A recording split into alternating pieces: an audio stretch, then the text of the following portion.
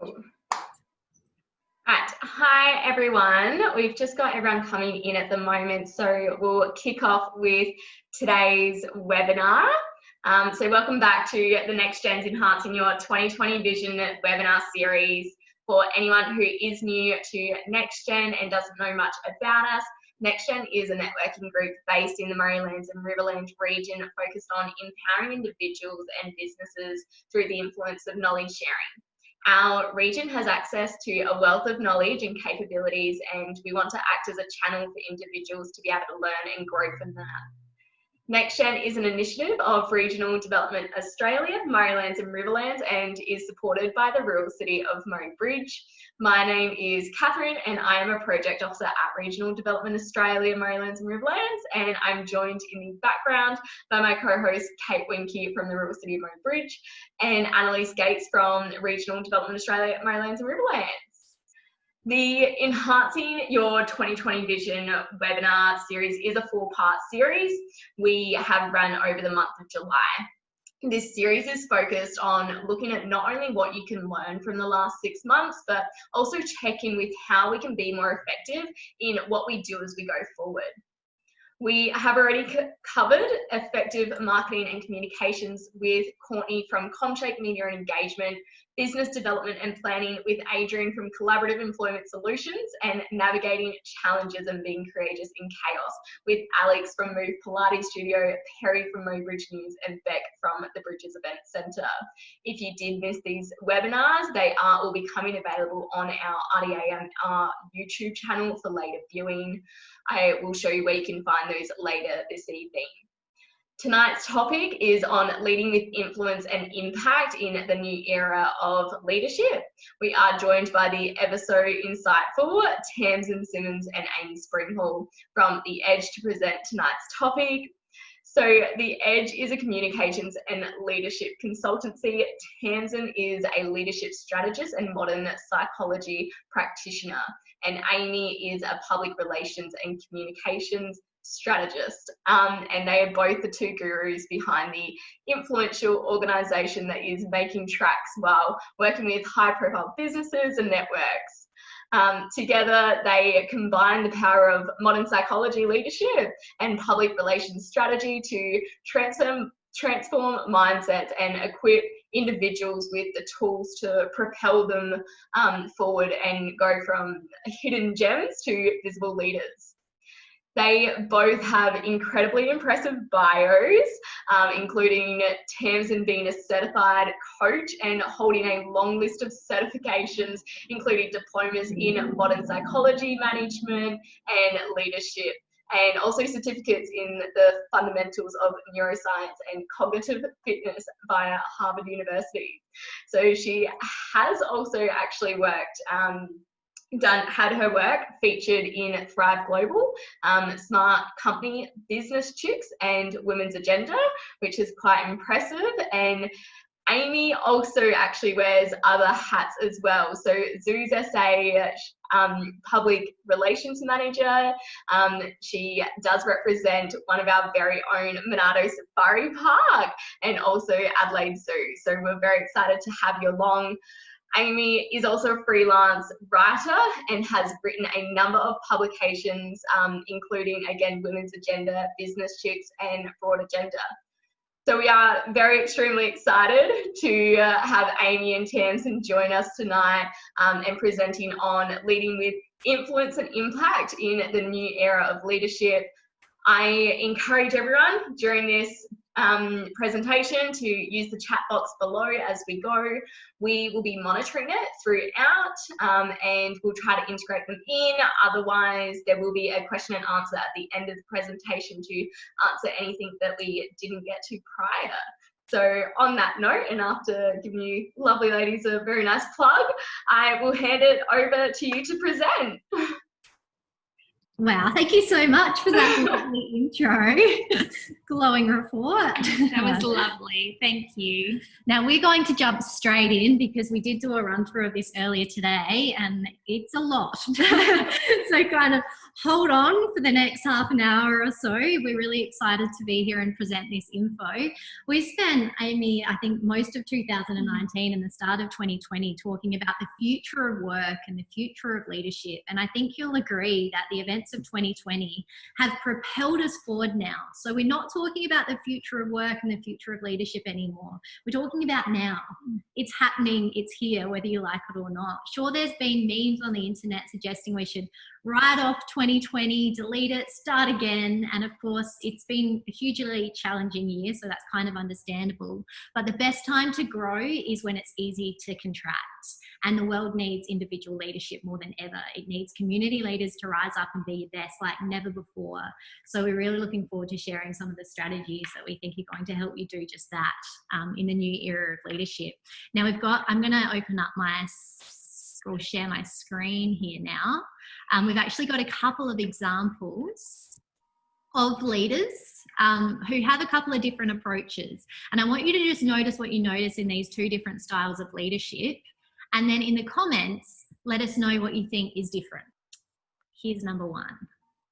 Here's a face you might recognise. As Catherine said, I wear a few hats. This is Elaine Benstead. She's the Chief Executive of Zoos SA, and I'm sharing this story with her permission.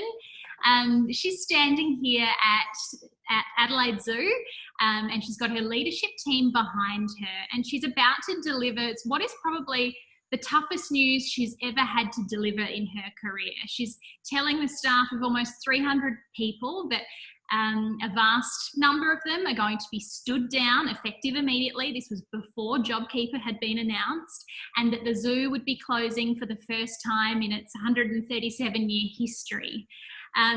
When she announced this news, she said things like, "I'm devastated too." She said, she actually cried. She was a little emotional. She had her heart on her sleeve. She said, "I am doing absolutely everything I can to turn this around." And she detailed everything she was doing, every phone call, all of the efforts and lengths she was going to make sure that the staff that were being stood down could be looked after. She was really authentic in her leadership. So example number one. This is example number two. We have it totally under control. It's one person coming in from China, and we have it under control. It's going to be just fine. And now we're working very strongly with China on the coronavirus. That's a new thing that a lot of people are talking about. Hopefully it won't be as bad as some people think it could be, but we're working very closely with them and with a lot of other people in a lot of other countries, and we think we have it very well under control, the virus. They're working hard. Looks like by April, in theory, when it gets a little warmer, it miraculously goes away. Okay, so in the comments now, what do you notice between those two different leadership approaches? What are some of the obvious differences? Hit us with something.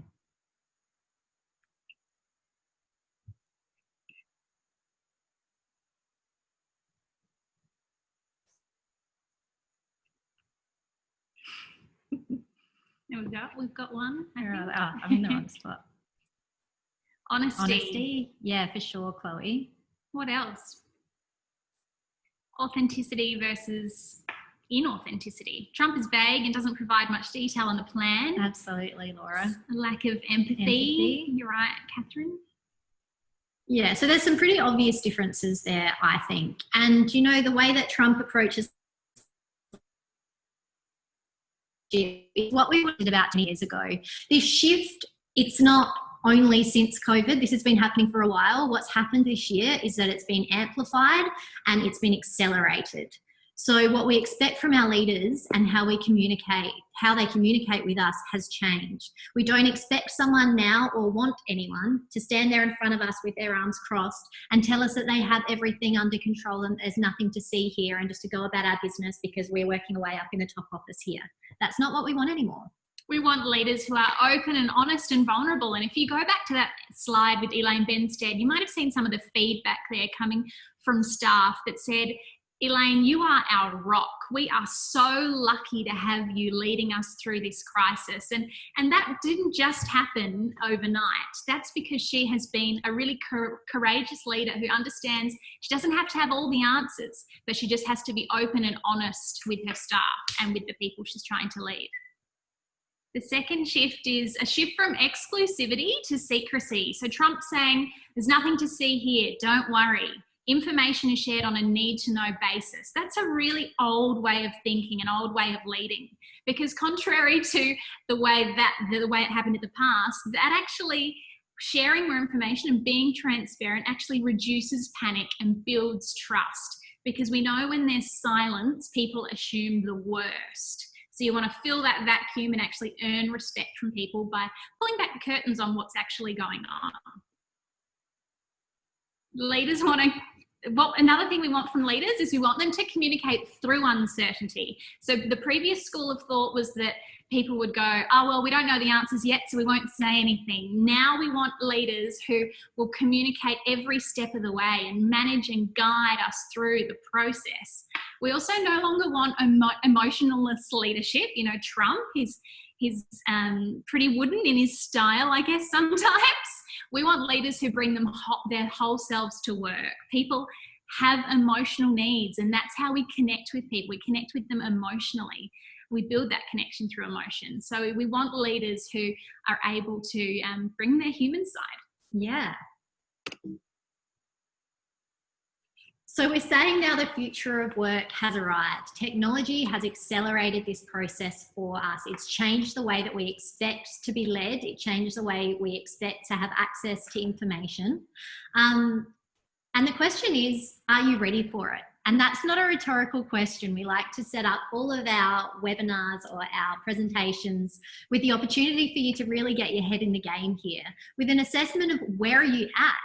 So we've got a list of questions now. The list of questions are 15 questions, and I want you to just mark down a point for every question that you answer yes to have a bit of a self-assessment. And then once we get to the end, we're going to ask you to put your results into the comments section. Mm-hmm. Here we go.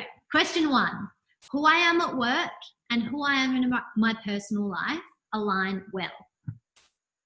Question 2, I know what my zone of genius is, and so do my team. What do you do really uniquely well? What are your strengths? Do you know what they are? I understand that to influence others, I need to listen, step into their shoes, and understand what's important to them. If you can answer yes to all 3, then you're 3 for 3. Keep a little scorecard for yourself. I understand that more diverse teams make better decisions, so I consider a range of perspectives when trying to decide on a way forward. People in my industry, outside of my workplace, know who I am. Number 6, I'm not threatened by new ideas. I'm an agile thinker and embrace change and creativity. Wonder if there's anyone that's 6 for 6 so far. Mm-hmm. Number 7, I gather data and measure the impact I'm having. If we're implementing something, do we know it's working? How do we know it's working? I rarely feel the need to cover things up at work, and I opt for transparency and communication and carefully consider how I'm communicating with stakeholders. Anyone 8 for 8? We love this game. I attend networking events and make an effort to meet new people who can help me make an impact. So it's not just about going to the event. Maybe you can get a 0.5 for that, but you need to go away from your friend and talk to someone new. Someone who can open doors for you and help you get closer to the goals that you've got for yourself. Number 10, I willingly embrace the opportunity for myself and my team to work flexibly, and where possible, I'm happy for my team to work outside of the office. Particularly relevant in the future of work. Sometimes there's no choice right now. I can delegate effectively and trust the team I surround myself with.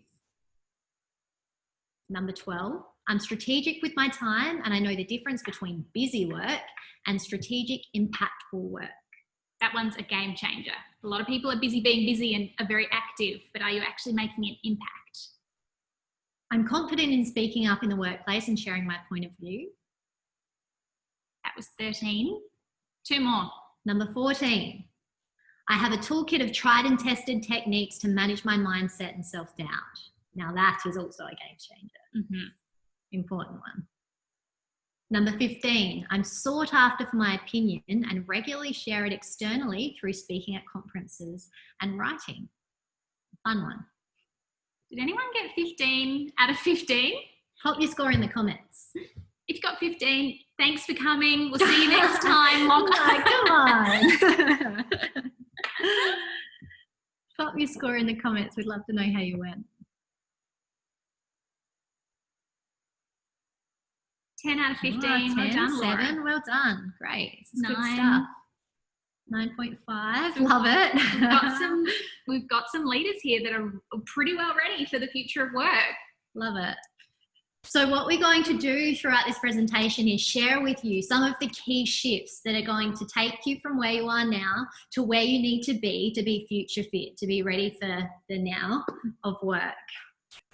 So let's get going. Hopefully those scores will increase as we go through.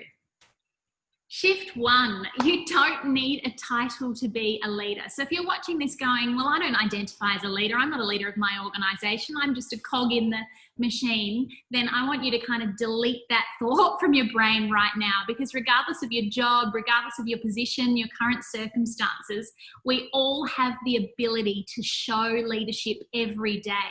And that is a competitive advantage. So when we're coaching people, we're working with people, we ask them, we encourage them to start thinking like the CEO, even though they're not the CEO.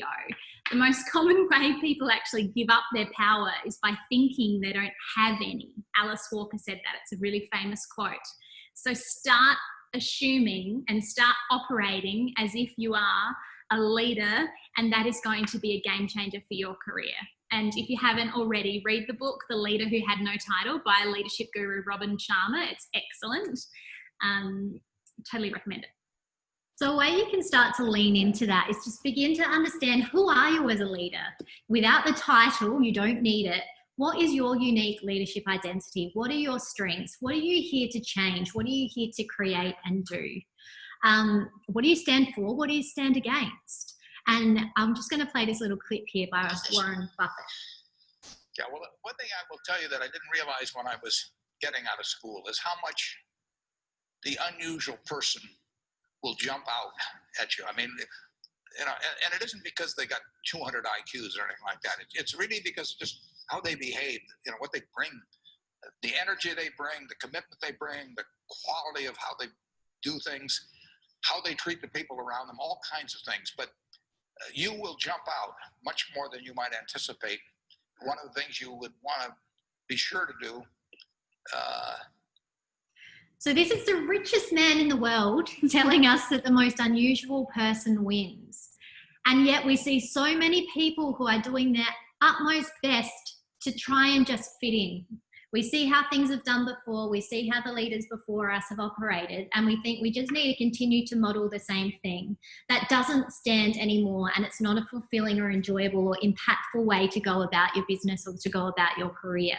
You need to be uncovering what your unique identity is as a leader. Shift 2, the rise of humanness. During times of uncertainty, we turn to people who we trust. We turn to people that we want to connect with. And a way to do that is to connect with people on a human level. We don't want to see robotic leaders anymore standing up there telling us everything's okay. We want to see the real life connection.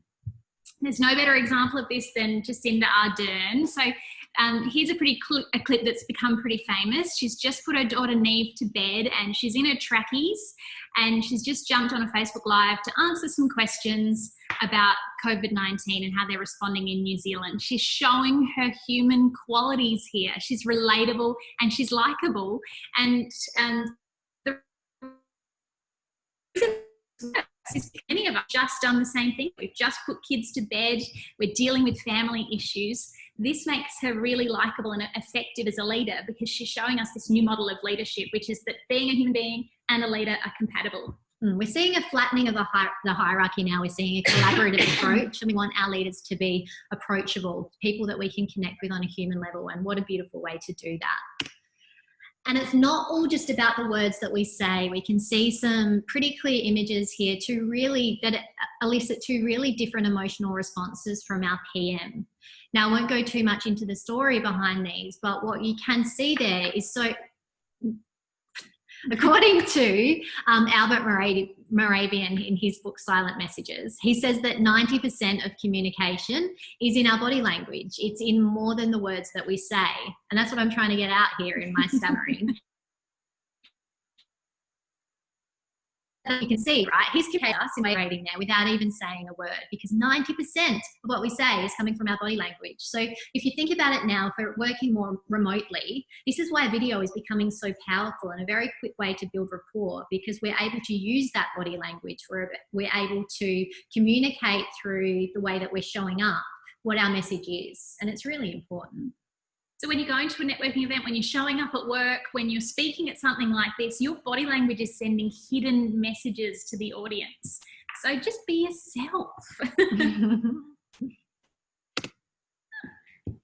Shift 3, stop trying to be an inspiration and consider what drives and motivates the people around you. I was reading an article the other day which was entitled, How to Be an Inspiring Leader. And I thought, gosh, this world of professional and personal development that we operate in can be extremely self-indulgent, can't it? Because do you know what? It's not about you. What I want you to do is understand who you are as a leader, what you stand for and what you stand against, and then park it and consider the people around you. You operate from that space, and then from there, you need to start thinking about what drives and motivates other people. To enable you to do that, you need to understand them. You need to ask them questions. You need to know what makes them tick. Because in his book, Drive, Daniel Pink says that this is the 3 things that are going to intrinsically motivate us. Autonomy, the ability to use our own unique skills, experience, and creativity to be able to get a job done, to be trusted and given the space to do that. Mastery, to be able to get better and better, to be able to hone our skills. And purpose, to be doing something for a reason. So what that reason is going to be different between you and me and Amy. We run a business together, but our drive is slightly different. If we hook into that, then we're going to be extremely motivated. And that's how you can motivate others. Shift 4 is to forget innovation, okay? I think we're all probably sick of going to yearly meetings where we have to come up with innovative ideas. Forget that and just consistently ask yourself on a day-to-day basis, what can I improve today? Every time something comes into your inbox, every time something comes across your desk, challenge yourself, how can I add more value here?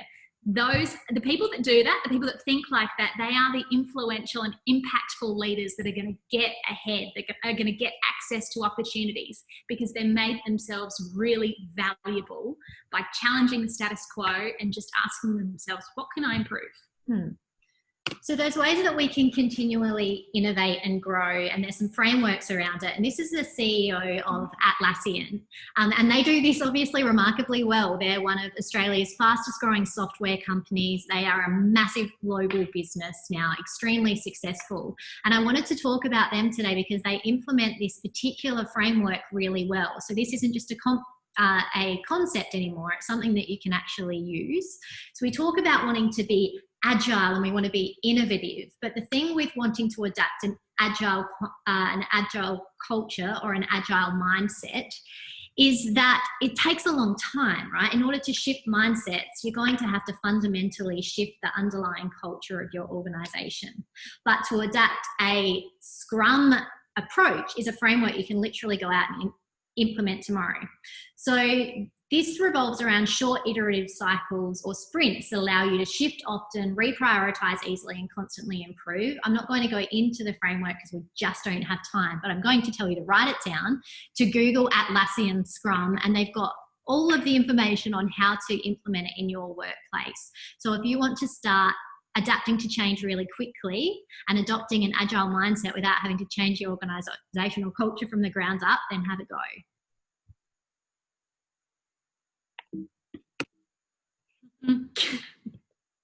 Shift 5, it is no longer about hours, it is about output.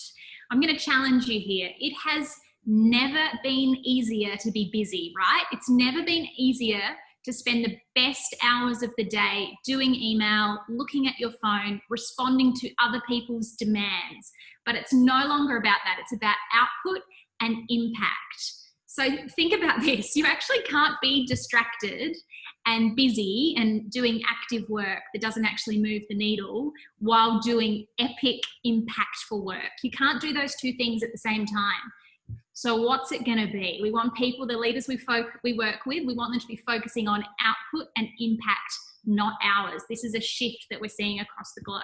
And one of the ways that you can do that practically is to think at the start of the day, what 3 things can I do today that are actually going to shift me toward my goal? If you say that, you need to know what your goal is and where you're actually trying to go as well. It's probably fairly relevant to say, what 3 things are going to shift the needle the most for me today? And tick those 3 things off. At the top of my to-do list, I actually write my 3 big goals, my big, hairy, audacious goals. And then I'm making sure that in my various different things that I do, I'm making sure that what I'm putting on that to-do list, what I'm doing, actually is going to get me closer to those goals, right? And what's really exciting about the shifts that are happening at the moment is that we're kind of being forced to work a little bit more productively. Now, I've got a picture here of the Simounds CEO, Roland Bush, and he's talking about how he's just implemented this strategy within his workplace that'll extend post-COVID, where his people are working from home 2 to 3 days of the week. He's saying we trust our employees and empower them to shape their work themselves so that they can achieve the best possible results, which I think is a really, really exciting approach. And this is a tried and proven strategy. Microsoft in Japan last year is a great example of this. So in the month of August 2019, they actually went to a 4-day work week, which has been promoted by Jacinda Ardern at the moment as well in New Zealand as something to try to boost tourism spend and the economy. And what they found when they went to a 4-day work week is that they paid people the same and their productivity actually increased by 40%. And the reason that this happened was because they did things like shortening meeting times and having less people in meetings and had productivity strategies to help them operate more effectively. And less time, 40% increase in productivity. We can do things so differently if we really, really consider it. And I think it's an exciting shift.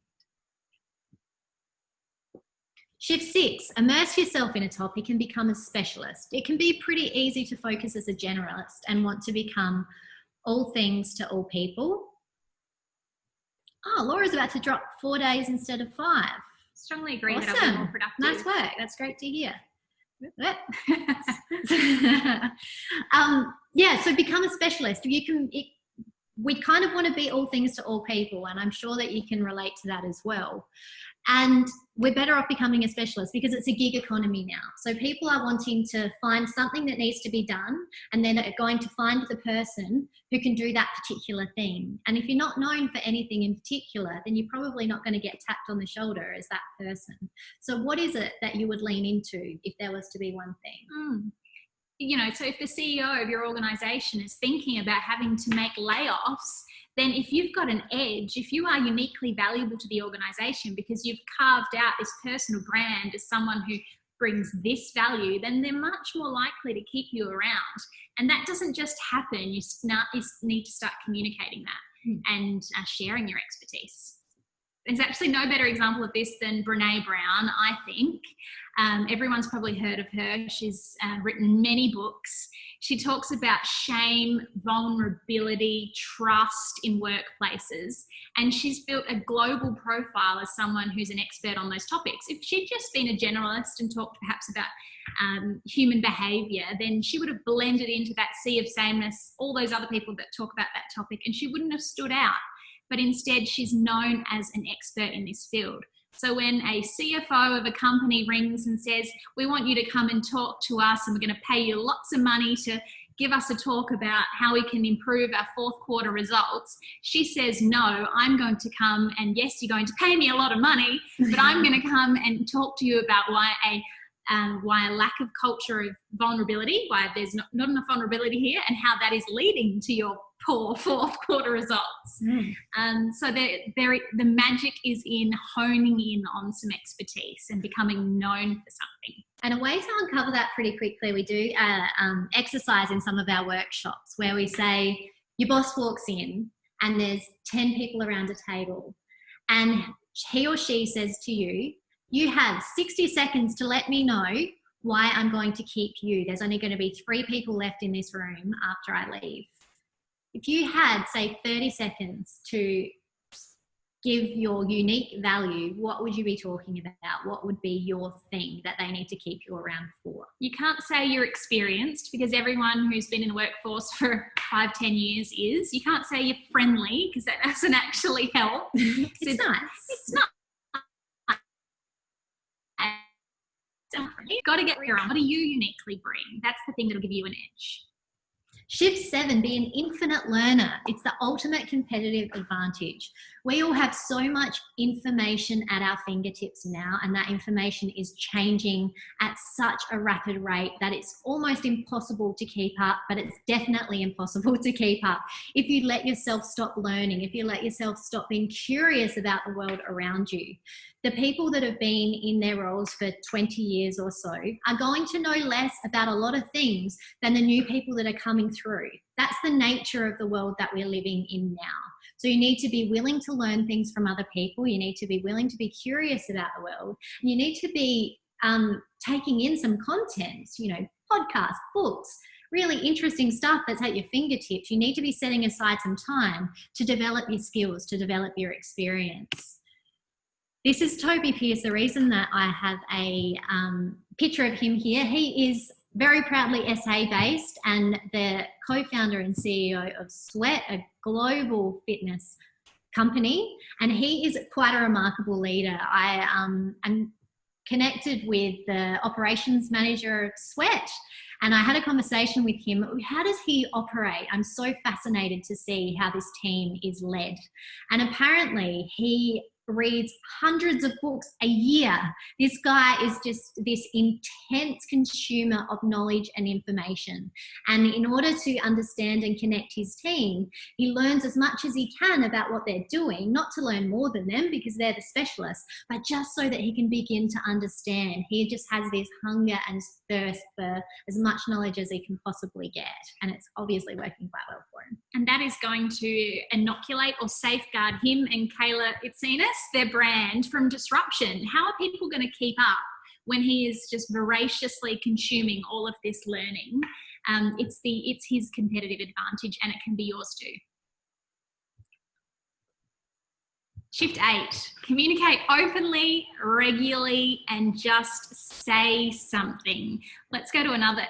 This is a local example, a face that you probably recognise, the Chief Medical Officer, Nicola Spurrier.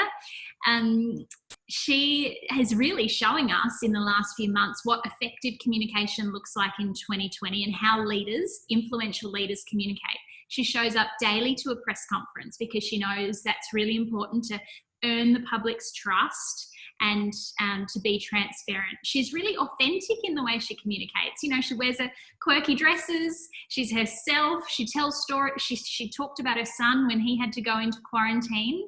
And she knows that you have to communicate regularly in 2020. This is something, whether you've got 2 staff, whether you work in an organisation with 3 people, you could be taking a similar approach. People will assume the worst if you're not communicating regularly. And this is Ida Buttrose. This is probably the opposite of what Nicola Spurrier has been showing us. Ida Buttrose was in a bit of a hot water. She's, of course, the chair of ABC board.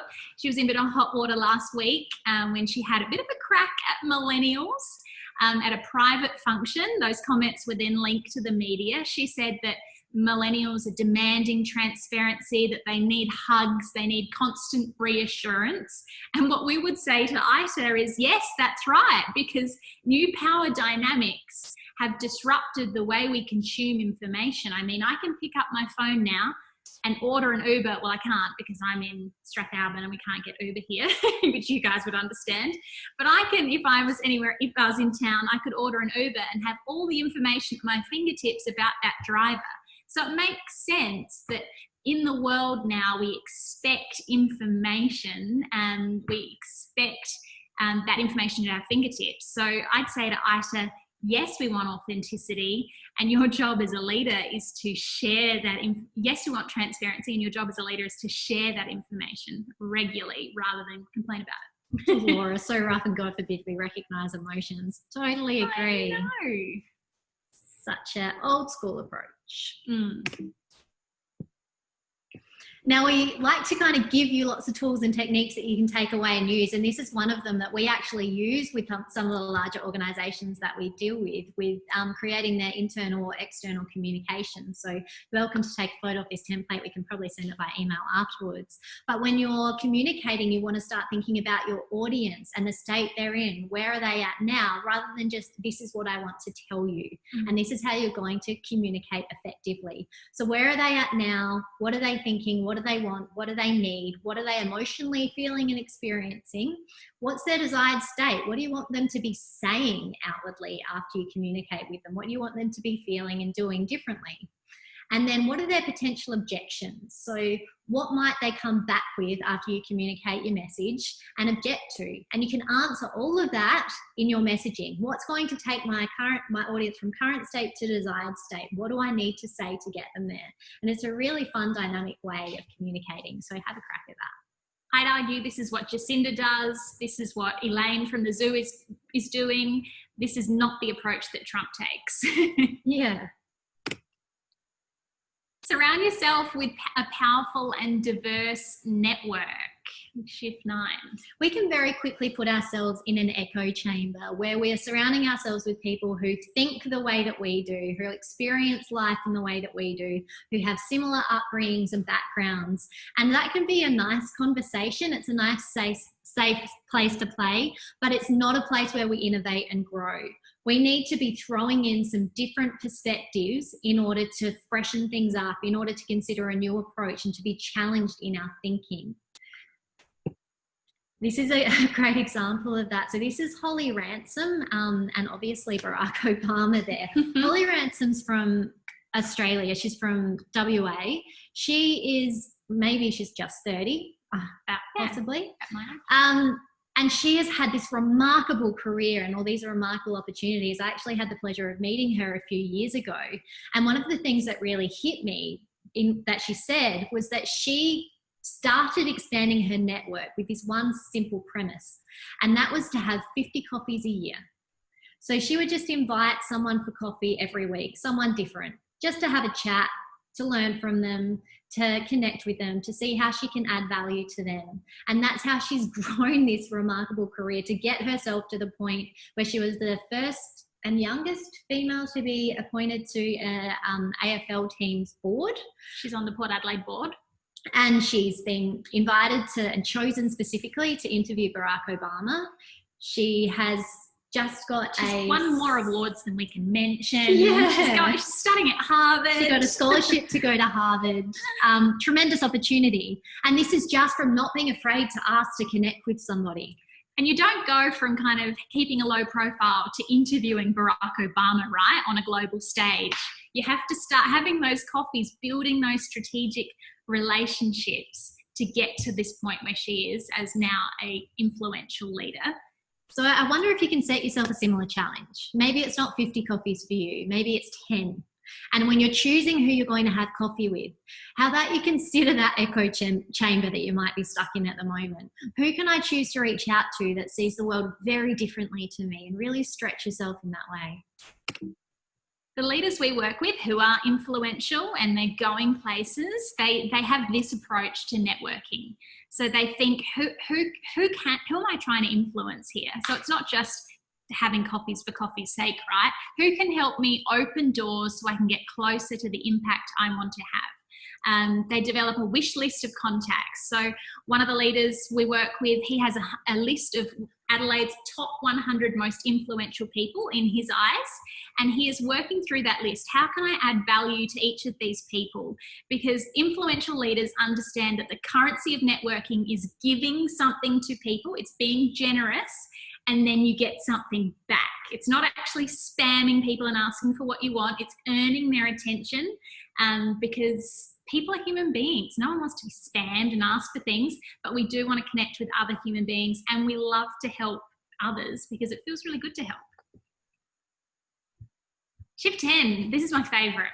Work out loud. So we run a program called Impact and Influence, which is a 2-day course where people learn to turn their expertise into influence. And the one kind of principle that we want people to take away is that all you have to do is start sharing your work externally. All you have to do is start working out loud, because no one will trust your expertise if they can't see it for themselves. So if you want to be on the next Murraylands Young Leaders panel, then you're not going to be front of mind unless people can see your expertise.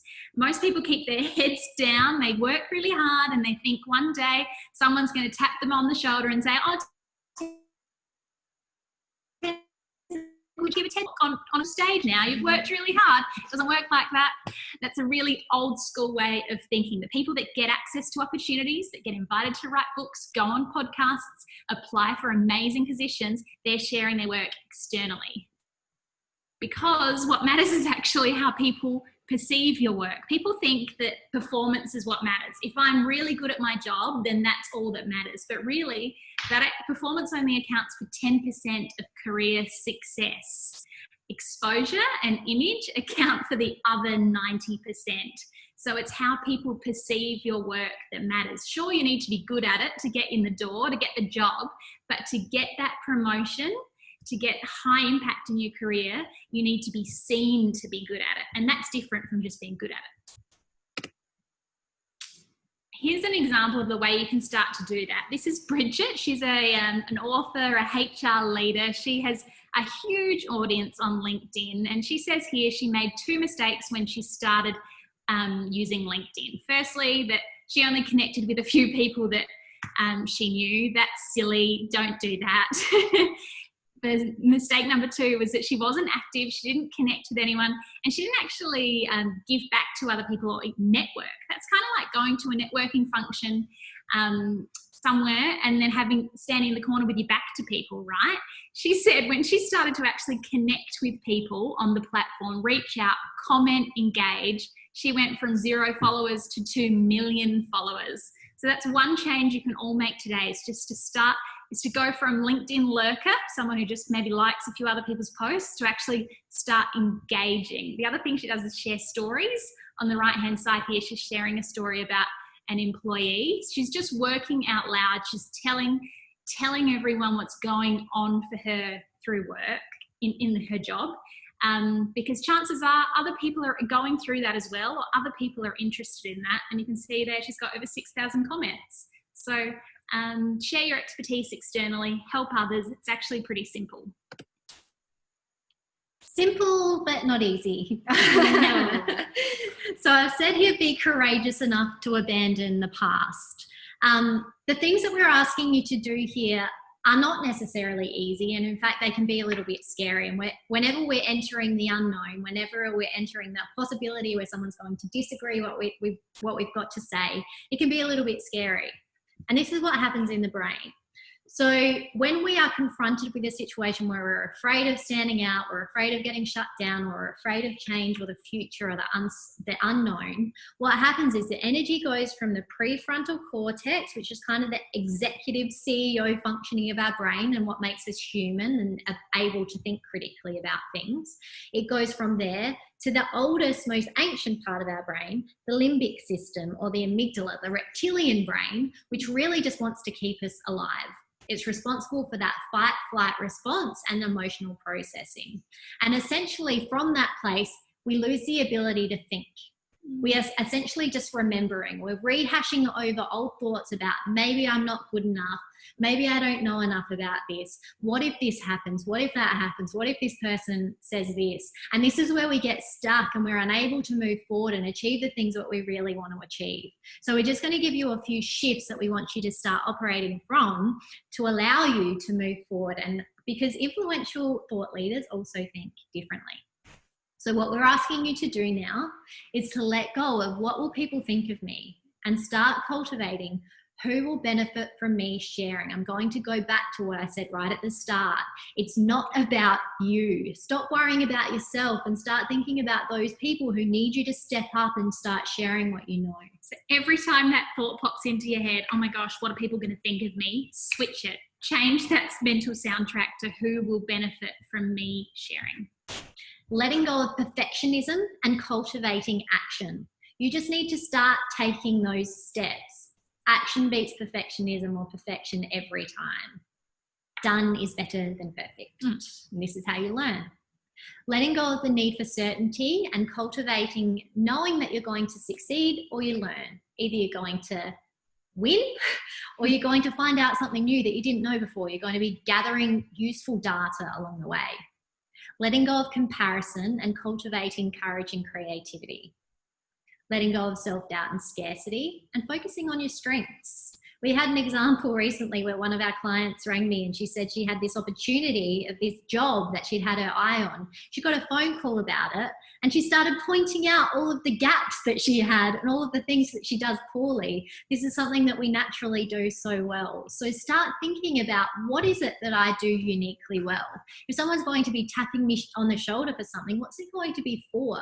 And it's those things people want you for. It's not your gaps. Someone else can fill the gaps or you can learn and you can fill the gaps yourself. But what you need to hone in on is that stuff that you do really well, and that's what's going to propel you forward. Got to stop treating yourself like your worst critic and start treating yourself like your best employee and coaching yourself to be like, you're doing a great job. Questions. This is actually not about us. This is about you guys. We want to answer your questions and make it really relevant. So don't be shy and ask away.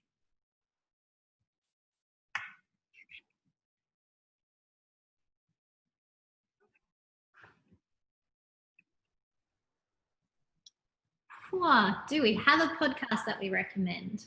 Well, Holly Ransom's actually got a podcast called Coffee Pods. She's moved now from having real life coffees to taking people online. So definitely listen to that. Yeah, I am a voracious consumer of podcasts. I listen to them in the shower. I can't get enough. So I've actually got too many to mention. Yeah. Maybe if you follow us on Instagram, we'll share a list of some of our top recommendations. We're at The Edge AU. Good thinking. So we did just have another question come in from Laura, just asking if there's any tips for government work in health. Any tips? Well, I actually have a background in health. I don't know specifically what you're asking, but it may be something to do with the red tape and stuff that you come across in government work in health. Laura, give us a bit more context, Laura, if you can. Yeah. Yes. Ultimately, it comes down to what can I influence? So yes, it can be frustrating. Yes, it can feel like it takes so long to achieve change, but you do have the ability to influence your direct network around you, and you can start to create a groundswell of change by starting to speak up and share your message. And you can do that internally within your workplace, or you can do it externally as well and start gathering an army around you to help influence change. But you need to be really clear on what that change is. What is it that you want to happen here? It can feel like it's never going to happen, but like I said before, you just need to start taking action. So what can be some baby steps that you can start to take to influence change within your workplace now? I will leave some time for anyone else to ask questions if they want. I will just ask one question because I have been asking everyone at the end, just one of my favourite questions to ask, which is how you actually define success. So I do think that this is quite a great question because it does really challenge our own perceptions of how success in life can look. And yeah, I'd just love your short answer, whether it be in life, career, business, family, if you can try and summarize that to the best of your ability. Such a great question. I know they asked that question on the Shameless podcast. Yeah. I'm always to hear the answer, but I probably should have rehearsed my own. I think for me, I think energy is really important. So I want every person I connect with, whether it's my loved ones or the people I work with or anyone I connect with in this world, to leave that interaction the better, feeling better about themselves. So that would be perhaps my definition of success, someone else feeling about themselves because of the interaction with me. Yeah. I think a lot of things really when you're considering big picture of your life, but I always talk about this concept of feeling aligned. And I came from a place where I thought that I would never love my work. I just thought that loving your work and feeling like it wasn't, you know, a job was just not possible for me. And I started taking steps in a different direction, and now I know that it completely is possible for me, that I'm so energized by my work that I just can't wait to do it every day. So I think it is that alignment, you know, what do I care about? What am I good at? When I start moving down that path and I'm operating from that space every day, that is so very fulfilling, to the point where I don't have to change when I leave my house to when I go to work. And that's a really nice space to play from. So I've got a really aligned and fulfilling life in my home life and in my work life. And to me, that's success. Well said. What's yours, Catherine? Mine, that's a great question. Mine, because I also listen to Shameless, so I do often hear them and I really do think about them as a lot too. I kind of think success is a little bit for me around, you know, I actually heard someone mention it a couple of weeks ago, or maybe the other month, around feeling content. And I actually do quite define that with success as well, is when you are quite content in what you're doing and you're feeling, I guess, a little bit at peace or at ease with that as well. So, yeah. We did just have another question come in. So as successful women, how do you embrace and drive your career opportunities while handling the stigma that comes with mum duties and expectations around that way? Yeah, great question, Annalise. So I have two little boys, Flynn and Charlie. Flynn is 4 and Charlie is 1, nearly 2. And really what I lean into is that it's choice. This is a choice that I make to work and to have little children. And when I'm feeling a little bit under pressure and under stress, I think, what would I choose to do differently? Would I prefer to just be staying at home with the children all the time? No, I don't operate well that way. That's not for me. Should I choose to be working a little bit less? What can I cut out? What should I do less of? What am I doing that I really don't need to be doing? What's not shifting the needle for me? What can I change? And then I make those choices. I'm probably in a privileged position, I do understand, to be able to do that.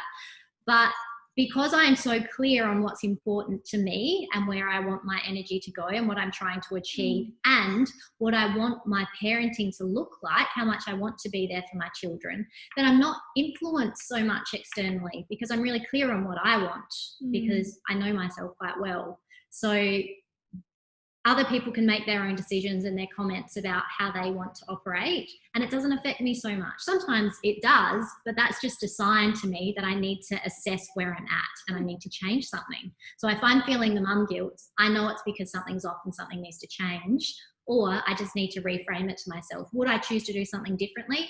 No, okay, let it go. Guilt is a useless emotion and move on. But I do understand there can be a lot of pressure, and a lot of it's about your network as well. And I'm lucky to be surrounded by some really supportive people, and I kind of choose that too, I guess. One of the most powerful things Tamsin ever said to me, I must have been feeling a bit stressed one day and woe is me and I'm so busy and I'm the busiest person in the world, which is not true. And she just looked at me, as she does, and she said, do you want empathy or do you want a better strategy? She said, no one is, as harsh as it sounds, no one's coming to save you, Amy. You're going to have to make some changes yourself. And it was such a light bulb moment for me, and it's shifted me massively. So I never go into that victim space anymore. I'm not saying you are at all. Gosh, I don't know what it's like to be a parent yet. I am working on a baby of my own. I'm a mum to be. But yeah, it's fascinating. Yeah. It's interesting. So guilt isn't attached to action. Yeah. So how can you switch the guilt that you're feeling into some kind of action? What am I going to do about this? What choice am I going to make? What can I do differently? But I get it's a challenge for sure. And it doesn't always work for me. Like sometimes I have really terrible weeks.